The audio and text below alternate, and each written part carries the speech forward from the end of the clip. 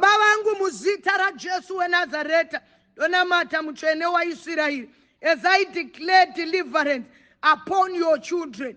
Vakataura musoko renyu, they shall be deliverance upon Mount Zion. The children of Israel shall possess their possession.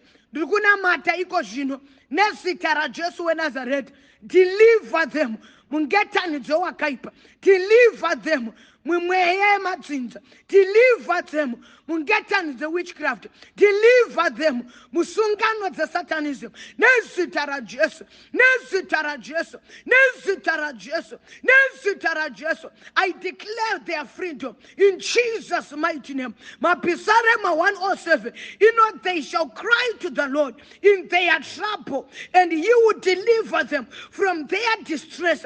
I declare in Jesus' mighty name, deliver your people in Jesus' mighty name. Mapisarema 50 onward, they called upon me in the day of their trouble, and I delivered them, and they shall glorify my name. Nirikunamata right now, muzita raJesu weNazareta, vamwe vane mazita akaiswa pasi pemvura. Nirikunamata nesa raJesu, vamwe vane mazita akasungirirwa pamihacha pakati pesango. Nirikunamata nesa raJesu, vamwe vane mazita akaiswa mudzihari, akaiswa pamusoro pemakomo. Nirikunamata mweya mutsvene anoronda zvevakaipa. Nirikunamata mweya mutsvene asina chakavanzika paari. Rondai mudzikinure vanhu venyu, rondai mudhilivhe vanhu venyu nezita raJesu weNazareta, nezita raJesu weNazareta, nezita raJesu weNazareta. The Bible says the Lord is our rock. The Bible says the Lord is our fortress. The Bible says the Lord is our deliverer. Nirikunamata nezita raJesu, the same God akadeliver vana kubva kunyika yeIjipita vaita huranda vakanya zvitinha nemata is the same God today. Deliver your people. Vamwe vakabatirwa mari, vamwe vakabatirwa marriage. Deliver your people. Vamwe vakabatirwa utano nezita raJesu. I declare right now upon Mount Zion, upon Mount Zion, ribo saterere boshita, mureta ria terere boshata, makute rebo zata, there shall be deliverance. And there are kopousha terere boha in the mighty name of our Lord Jesus. Dinona mata shumba yerudzi rwa Juda, dinona mata mutsvene waIsrael, manderere boshita maute masheteriata. Our corrosions vanota, He has delivered us from the domain of darkness and transferred us from the kingdom of His beloved one. I declare and I decree in the name of our Lord Jesus, He has delivered us from the domain of darkness, and He has transferred us into the kingdom of His beloved Son. Nirikunamata nezita raJesu, wakati bvisa mandarara boshita mautarara boha murena ria tarara boshata mumasimba erima iyo ukatiisa mu kingdom ayamwana komana wake. Nirikunamata nezita raJesu, in Him there is freedom, in Him there is liberty.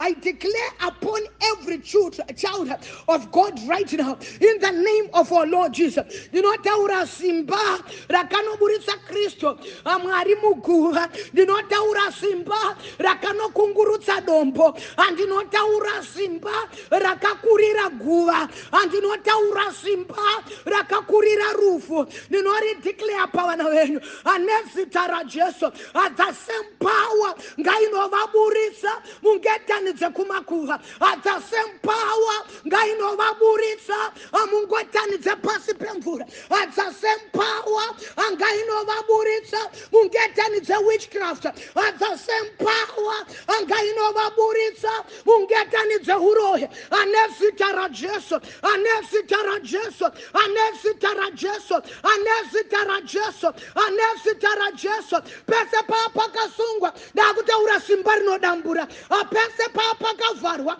ndakutaura simba rinovhura. In the name of our Lord Jesus, in the name of our Lord Jesus, I loose them and let them go. I loose them and let them go. I loose them and let them go. Hauna simba pa upenyu wevana vamwari, hauna simba pa marriage evana vamwari, hauna simba pa business evana vamwari, hauna simba reketsa.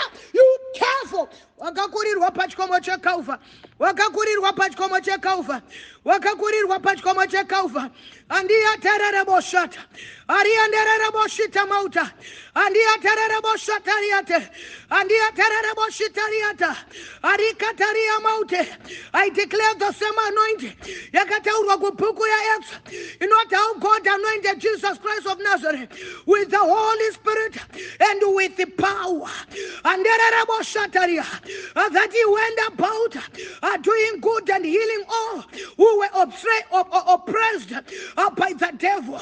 I declare right now the same anointing that was upon Jesus. Let it be upon your people. Let it be upon your people. Let it be upon your people. I declare healing in the name of Jesus. Those who are oppressed, I declare healing in the name of Jesus. Arriba shata, arriba shata, andia tererabosha, andia tereraboshata, andi kaposhata. In the mighty name of our Lord Jesus. In the mighty name of our Lord Jesus. In the mighty name of our Lord Jesus. Hakuna anoswera akasungwa nemweya china. Hakuna anorarama akasungwa nemweya china. Hakuna anogara akasungwa nemweya china. We declare Jesus our deliverer. In the name of Jesus. The power of his blood. The power of his blood. Rise kwa pamagonda. Israeli yakabuda. Takuta urasimbare ropa. Iko shinonesa ra Jesu. Kune vari mumabhodhoro. Takutaura simba reropa ra Jesu. Kune vakasungwa mudzihari. Takutaura simba reropa ra Jesu. Kune vakasungirwa zvibereko. Takutaura simba reropa ra Jesu. I declare the delivery of your people right now. In the name of our Lord Jesus. I thank you, Almighty God. I honor you today. I honor you tomorrow. The Lord our healer, the Lord our deliverer. We glorify your name in Jesus' mighty name. For you came to set your people free. And Father, we declare freedom in Jesus' mighty name. We declare their freedom in Jesus' mighty name. Thank you, Father. We have prayed. Amen.